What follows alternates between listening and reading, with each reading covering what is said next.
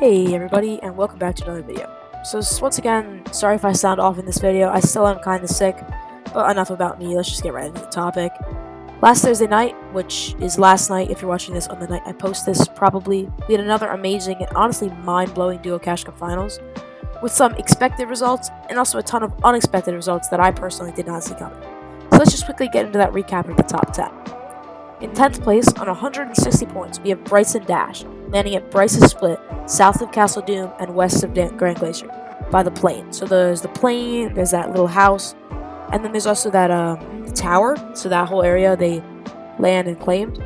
This team has been placing really solidly lately, and their drop spot is really good, so I'm really not surprised that they place this well. In 9th place overall with 184 points, we have Dukes and Acorn. They were landing Doom's Courtyard. This was a little bit surprising because Acorn has been landing Reckless Railways recently with Poyo, but it seems that he didn't want to contest Poyo because, I don't know, it just seemed weird considering Poyo kind of taught him the drop spot, so they ended up going Doom's Courtyard. My guess is that this team is playing together because they are now officially trioing along with Kanado for the upcoming Cash Cups and maybe FNCS, so I assume they're playing this Cash Cup for practice. Both of these players are really good, and I think Dukes is extremely underrated.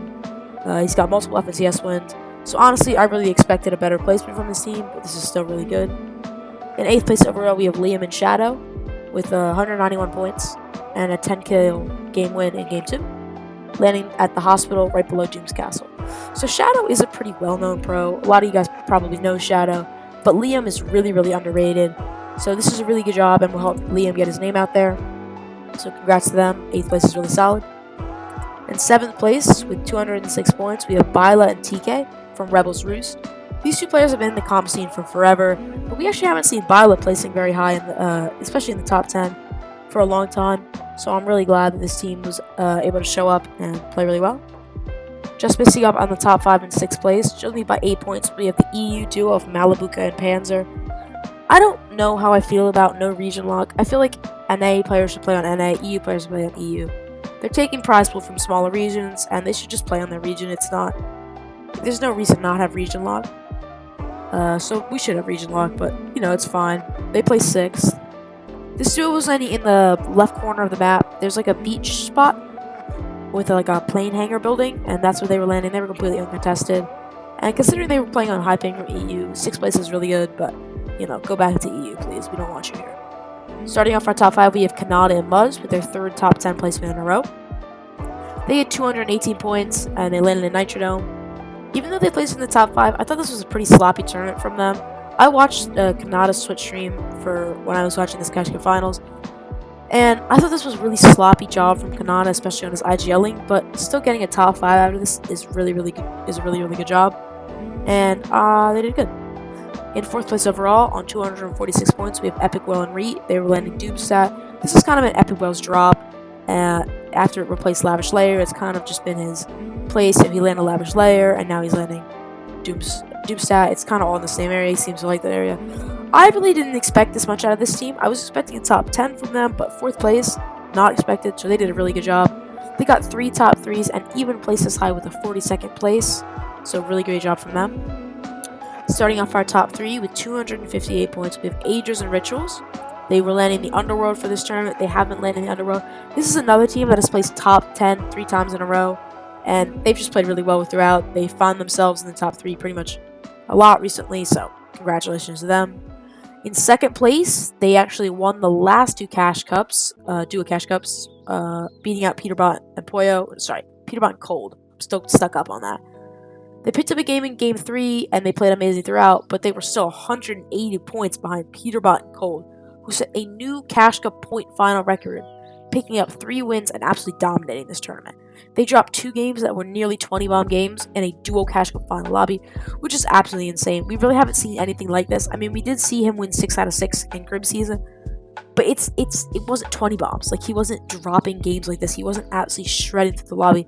It's almost like he has enough aura at this point that pros complain about him having this overpowered corn, but nobody would rotate within like 500 meters of him.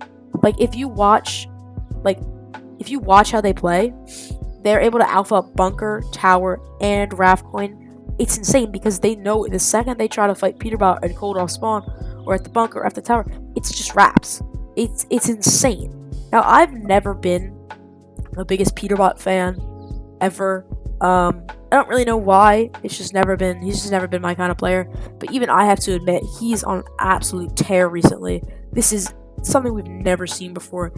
And for me right now, he's 100% in that greatest of all time conversation, which I might have a video about soon.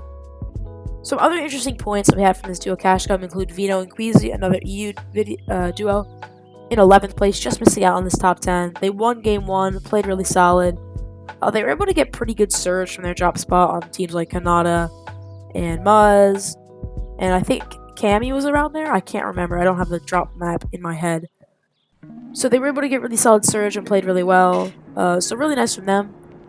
We also had one of the region's most consistent duos, Baka and Pars, placing 30th, which is not very great for them. I was actually really surprised when I was scrolling through the leaderboard, looking for other interesting points to talk about.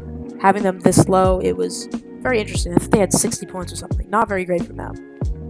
Overall, with this domination by Peterbot, I really just hope we don't see this region descend back into the Peterbot show. You know, Peterbot does this, Peterbot does that.